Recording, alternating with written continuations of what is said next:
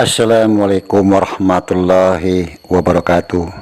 Marilah kita panjatkan puji syukur kita kehadirat Allah Subhanahu wa Ta'ala yang telah memberikan suatu kenikmatan, keberkahan pada diri kita semua. Juga kita tidak lupa mengucapkan sholawat dan salam kepada junjungan baginda Nabi kita yang mulia, Nabi Muhammad SAW, beserta keluarga, juga para sahabat dan pengikutnya yang senantiasa istiqomah. Izinkan Abah untuk mengucapkan banyak-banyak terima kasih kepada saudara-saudara Abah yang telah membantu subscribe, like, comment, share.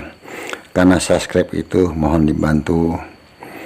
Juga Abah mengucapkan selamat Hari Raya Idul Fitri, minal aidin wal faizin, 1 Syawal 1446 Hijriah. Semoga saudara-saudara Abah dalam lindungan Allah diberi kesehatan dan menjadi orang-orang yang sukses.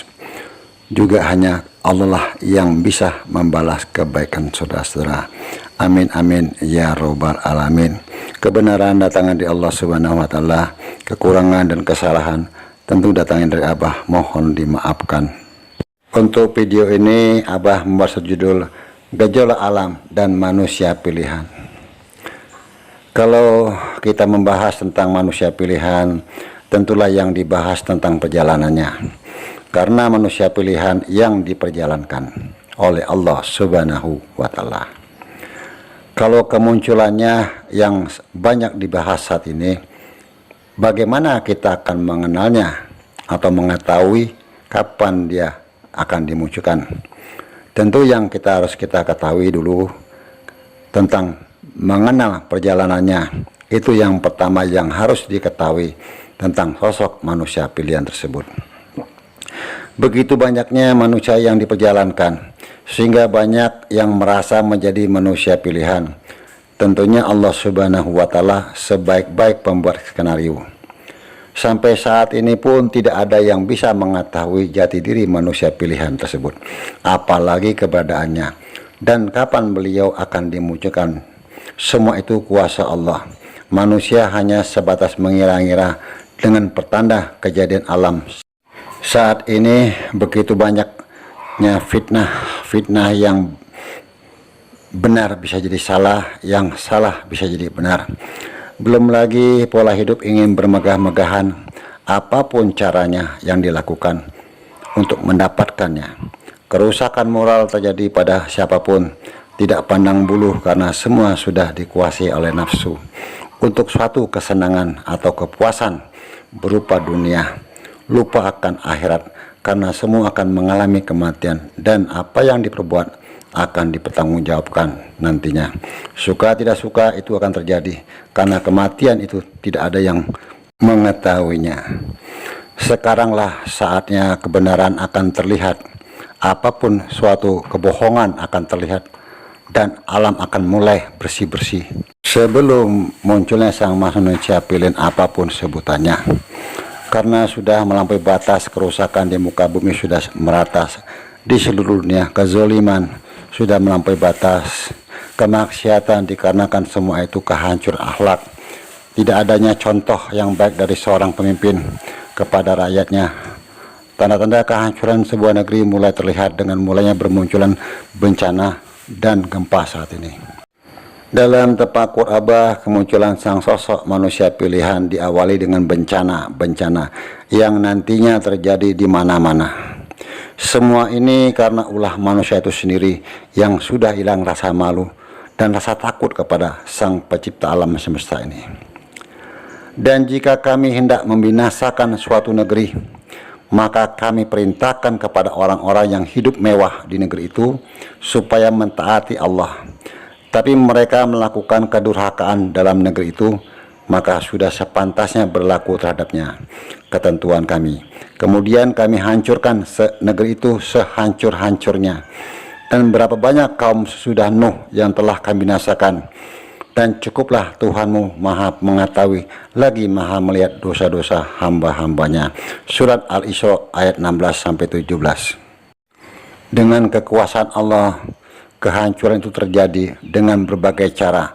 Mungkin kehancuran itu berupa bencana alam seperti hujan dan banjir seperti yang terjadi pada kaum Nuh, gempa atau angin topan dan tsunami. Pola hidup bermegah-megahan peran besar untuk meruntuhkan sebuah bangsa. Apalagi gaya bermegah-megahan adalah penguasa, penegak hukum, para pengambil keputusan atau kebijaksanaan, para tokoh agama, dan dari pemimpin berbagai lapisan masyarakat yang seharusnya kekayaan negara diatur sedemikian rupa untuk kesejahteraan rakyat, supaya tidak terjadi ketimpangan sosial dan agar terwujudnya pemerataan secara berkeadilan. Perlu kesadaran kebersamaan, bukan mementingkan pribadi atau golongan, sehingga terlihat jelas antara yang kaya dan si miskin. Sekarang mulai terbuka suatu kebaikan, bagaimanapun kebenaran pasti akan menang dan semua kebohongan akan terbongkar. Itu sudah ketentuan dari Tuhan. Walaupun baik dan buruk itu berdampingan, namun manakala manusia memilih salah satu dari kedua yang nantinya akan kembali kepada siapa yang melakukan. Kalau bahasa Jawanya, sopo sinandur kono sing ngunduh, sak peco-pecone wong sing eling lan waspada. Pembersihan sedang berjalan sebelum munculnya manusia pilihan tersebut.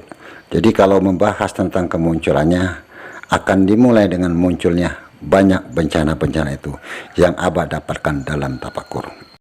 Begitu juga pada diri manusia pilihan, mengapa beliau banyaknya mengalami ujian dan penderitaan yang berlarut-larut. Beliau pun sebelum diislah, beliau juga dibersihkan secara batin atas dosa-dosa yang beliau perbuat. Maka kenapa sampai saat ini beliau belum dimunculkan? Bagaimanapun beliau adalah manusia biasa pada awalnya, beda dengan Nabi. Kalau Nabi Muhammad SAW beliau maksum, sedangkan sosok manusia pilihan beliau hanya manusia biasa, tidak maksum yang diangkat menjadi wali. Begitu juga kenapa beliau sulit ditemukan, karena beliau bukanlah orang-orang seperti orang sufi yang berpakaian seperti alim ulama, tapi beliau menyembunyikan kesolehannya dan menampakkan hal yang biasa, makanya sulit diketahui. Maka beliau disebut wali malamatiyah. Dekat kemunculannya bila terjadi bencana di mana-mana, seakan bencana tiada hentinya. Semakin dekat kemunculannya, maka bencana makin banyak terjadi. Itu yang Abah dapatkan dalam tafakur. Hanya Allah lah yang mengetahui, yang maha tahu. Sebenarnya semua perjalanannya sudah Abah banyak bahas di video yang terdahulu, dan petunjuk-petunjuk yang beliau dapatkan, dan saat sekarang ini petunjuk sudah mulai berkurang, tanda-tanda kemunculannya sudah semakin dekat. Wallahu a'lam bishawab. Mungkin saudara-saudara Abah yang ada di channel Abah bisa memberikan satu pemahaman atau penjelasan tentang cerita yang sudah Abah uraikan tadi. Dan Abah selalu berpesan, mohon dijaga lisannya. Apapun komentar-komentar dari saudara kita, mohon dihargai, dihormati. Kebenaran datangnya dari Allah Subhanahu wa Ta'ala, kekurangan dan kesalahan tentu datangnya dari Abah, mohon dimaafkan. Wallahu a'lam bishawab. Wassalamualaikum warahmatullahi wabarakatuh.